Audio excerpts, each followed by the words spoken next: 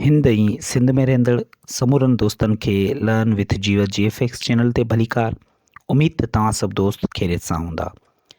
जीअं त कल्ह वारे लेक्चर में असां सिंधी 9th क्लास जा 4 सबक मुकमल कया हुआ ऐं अॼु आउं हाज़िर थियो आहियां सबक 5 सां गॾु, जेको इंतिहाई अहम सबक आहे, जेको तव्हांजी टेस्टनि में तव्हांजे लाइ मददगार साबित थींदो।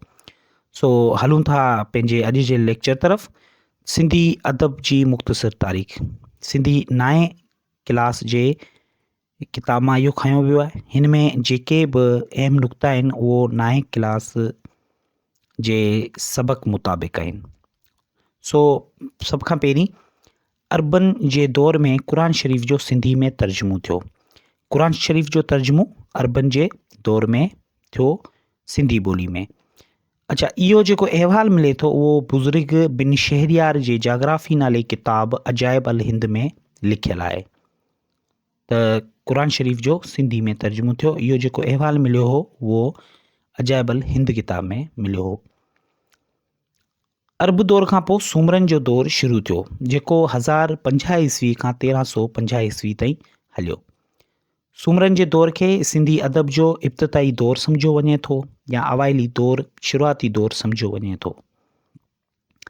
सूमरनि जे दौर में भागोबान सिंधीअ में अज़ीम रज़मियूं जोड़ियो, जेको दोदे चनेसर जे मोरके बाबति हो। मोरको मतिलबु जेका जंग लॻी हुई, लड़ाई थी हुई, उहो जेको रज़मियूं अज़ीम जोड़ियो हो उहो भागोबान जोड़ियो हो। सूमरनि जे दौर में इस्माइली मुबलगन जो कलाम बि मिले थो, जंहिंखे गिनान चइबो आहे। गिनान जेको हो उहो इस्माइली मुबलगन जो कलाम हो। गिनान जो मशहूर शाइर पीर सदरुद्दीन आहे। सूमरनि जे दौर खां पोइ समन जो दौर आहे, जंहिंजी शुरूआति 1351 ईस्वी खां 1520 ईस्वी ताईं आहे। समन जे दौर जा जेके मशहूर शाइर आहिनि उन्हनि में शेख हमान जमाली, इसहाक आहंगर, शेख अहमद, शेख चूहड़, काज़ी कादन, मामोई फ़कीर। समन जे दौर में काज़ी कादन वॾो शाइर थी गुज़रियो आहे। काज़ी कादन जा शुरूआती 7 बैत मिलनि था, पर 1976 ईस्वी में 100 खां मथे बैत मिलनि था। अरगुन दौर जी शुरूआति 1520 ईस्वी खां 1555 ताईं आहे।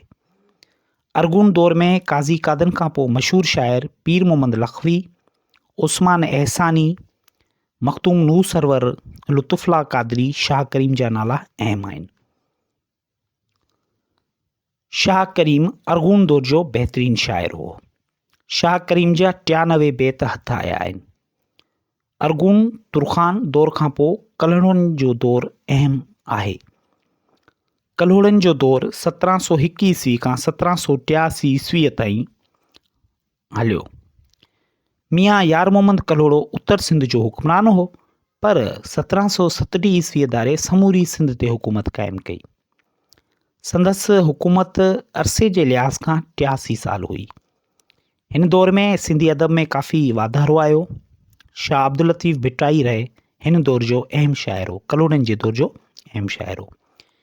हिन दौर में मखतूम अबू अल हसन जो किताब मुक़दमा अल सलवात 1700 ईस्वी में लिखियो, जंहिंखे मखतूम अबू अल हसन जी सिंधी चयो वञे थो। कल्होड़ा दौर में बैतनि वायनि सां गॾु अलफ़ अशबा जी सिन्फ़ बि राइज थई। कल्होड़नि जे दौर जा अहम शाइर मियूं शाह इनायत रुज़वी, सूफ़ी शाह इनायत शहीद, ख्वाजा मोहम्मद ज़मा लुहारी वारो, मियूं ईसो, तिमर फ़कीर, रोहल फ़कीर, मुराद फ़कीर ऐं ॿिया शाइर शामिल आहिनि। टालपुर दौर में जंहिं शाइर खे आम मक़बूलियत हासिल थी उहो सचल सरमस्त हो। सचल सरमस्त टालपुर दौर जो मशहूर शाइर थी गुज़रियो आहे। ठीक है, सचल सरमस्त खे हफ़्त ज़बान शाइर बि चयो वेंदो आहे। टालपुर दौर जो ॿियो वॾो अहम शाइर सैयद साबित अली शाह आहे। सैयद साबित अली शाह मरसिया सिन्फ़ खे सिंधी शाइरी में राइज कयो। मरसिया खे सिंधी शाइरी में जेको आणण वारो शाइर आहे उहो सैयद साबित अली शाह आहे। टालपुर दौर जा ॿिया मशहूर शाइर ख़लीफ़ो नबी बख्श कासिम, सामी जिमन चारण, मखतूम अब्दुल रऊफ़ भट्टी, मियाँ सरफराज़ कल्होड़ो, सादिक फ़कीर, अब्दुल रहीम गिरोड़ी, दिलपत ऐं ॿिया शाइर अची वञनि था।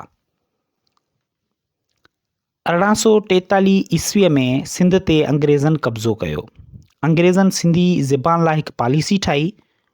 उन लाइ सिंधी रस्मल ख़त मुक़ररु करण लाइ हिकु कमेटी ठाही वई, जंहिं कमेटी 1853 ईस्वीअ में हिकु रस्मल ख़त मंज़ूरु कई, जेका रस्मल ख़त अॼु बि राइज आहे। इन्ही रस्मल ख़त जे करे सिंधी ॿोली सही नमूने सां जदीद दौर में पेर पातो ऐं दर्सी किताब तयारु कया विया। दीवान कोड़ोमल, दीवान नंदीराम, उद्धाराम, काननदास, मीरान मोहम्मद शाह अवल उन्ही दौर जा अहम लेखक आहिनि। मिर्ज़ा कलीज बेग उहो नामियारो लेखक आहे जंहिं हर मौज़ू ते लिखियो। संदसि नज़म तोड़े नसर में सवें किताब आहिनि। ही जेको बि मवादु खयो वियो आहे उहो सिंधी 9 क्लास जे किताब जे सबक़ 5 मां खयो वियो आहे, जंहिंजो उनवान ई सिंधी अदब जी मुख़्तसर तारीख़ आहे। मूंखे उमेदु आहे त ही अहम नुक़्ता अव्हांखे पसंदि आया हूंदा। जेकॾहिं पसंदि आया हुजनि त बराए महिरबानी लाइक, कमेंट ऐं शेयर लाज़मी कजो उन्हनि दोस्तनि सां जेके सिंधी अदब सां चाह रखनि था ऐं जेके मुख़्तलिफ़ टेस्टनि जी तयारी कनि पिया। इंशाल्लाह ईंदड़ वीडियो में वरी 6 सबक़ सां गॾु हाज़िर थींदासीं। तेसीं ताईं पंहिंजे दोस्त जीवत कुमार खे इजाज़त ॾींदा। सिंध सलामत, साथ सलामत।